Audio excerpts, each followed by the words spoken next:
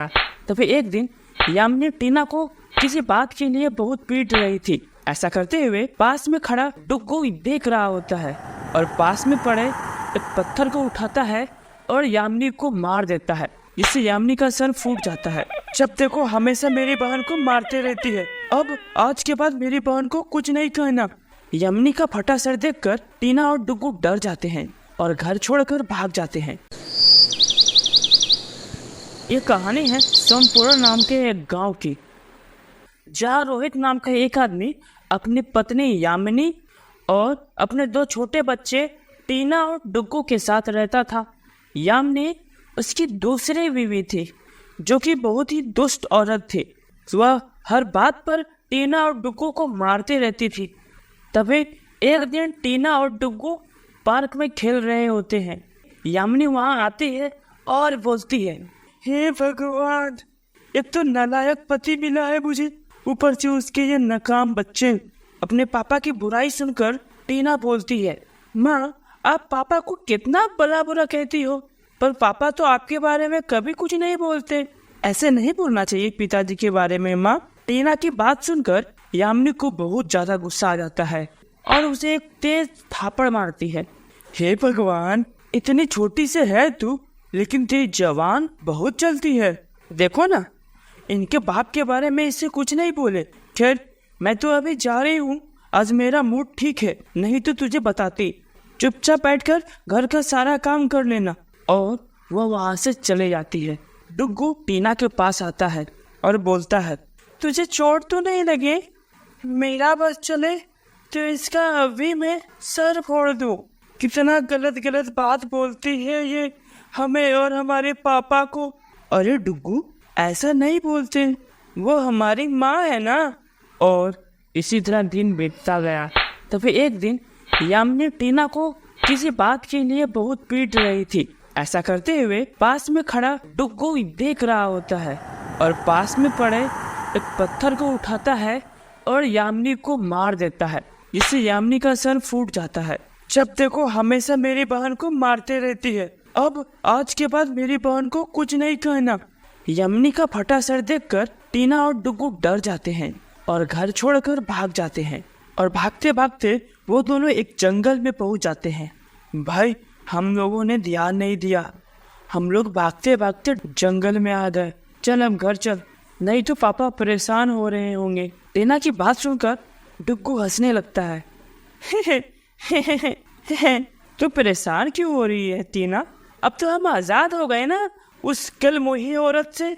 अब मैं कहीं नहीं जाऊंगा, बहुत टॉर्चर करती है वो हमें। और रही बात पापा की, तो पापा भी तो उन्हीं की बात सुनते हैं। तभी टीना और डुग्गू को जंगल में एक झोपड़ी दिखाई देती है। डुग्गू उस झोपड़ी की तरफ जाने लगता है।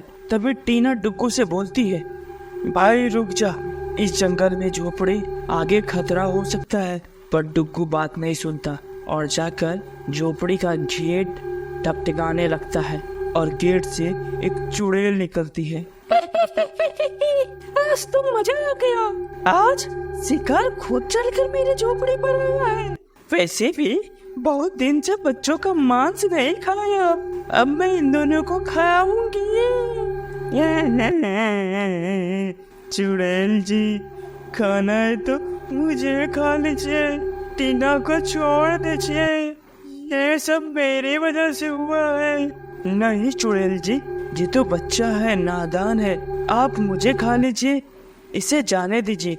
चुड़ैल इन दोनों का प्यार देखकर पिघल जाती है। मैं तुम दोनों में से किसी को नहीं खाऊंगी, जाओ तुम दोनों बच्चे अपने घर चले जाओ।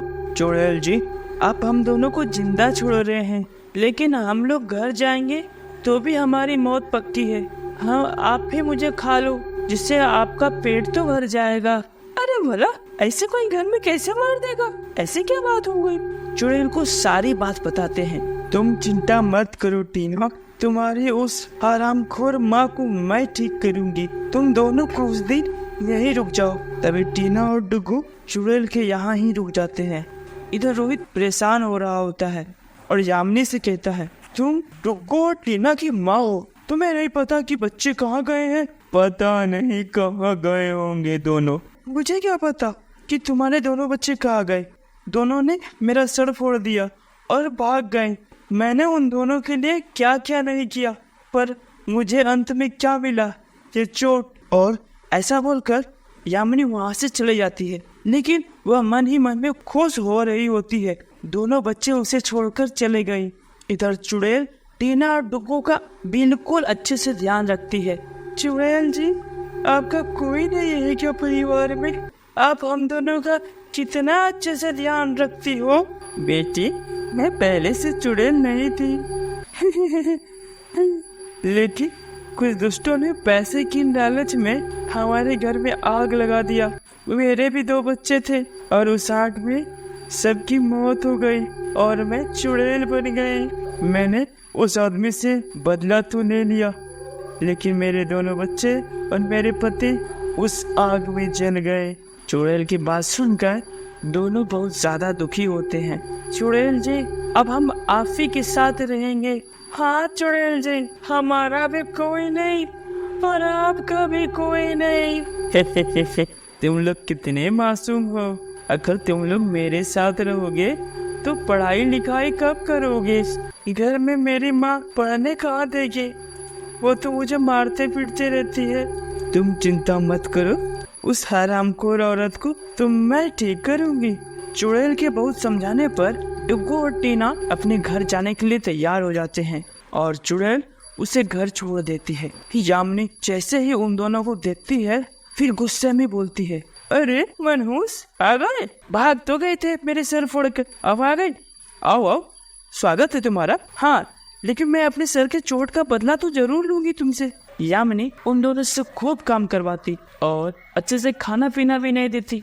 एक दिन टीना सो रही होती है और उसे एक अंधेरे कमरे में लेकर चले जाती है। सो ले, आज की रात तेरी जिंदगी की आखिरी रात होगी। माँ, मुझे ऐसे क्यों बांध रखा है? मुझे छोड़ दो, जाने दो। तुझे जाने कैसे दूंगी? पहले तू मरेगी और फिर डुग्गू, और फिर मैं इस घर की मालकिन बन जाऊंगी। तभी वहाँ पे चुड़ैल आ जाती है। चुड़ैल को देखकर यामिनी डर जाती। तुझे चुड़ैल अगर तूने इन दोनों बच्चे को कुछ भी किया तो मैं तुझे भी जिंदा खा जाऊंगी। अगर तू सलामती चाहती है अपनी, तो भाग यहाँ से जल्दी। यामिनी चुड़ैल की डर से वहाँ से हमेशा के लिए भाग जाती है। फिर रोहित आता है।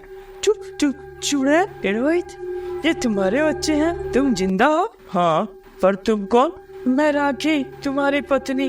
मतलब ये मेरे ही बच्चे हैं? मुझे लगा कि तुम लोग आग में जलकर मर गए। मैं उस दिन किसी तरह दोनों बच्चे को लेकर भागा, पर तुम्हें नहीं बचा पाया। और तभी वे सभी एक साथ खुशी खुशी रहने लगते हैं। तो दोस्तों, कहानी कैसी लगी कमेंट में जरूर बताना, और इसी तरह की मज़ेदार कहानियाँ देखना चाहते हो तो चैनल को सब्सक्राइब जरूर करना। Bye bye.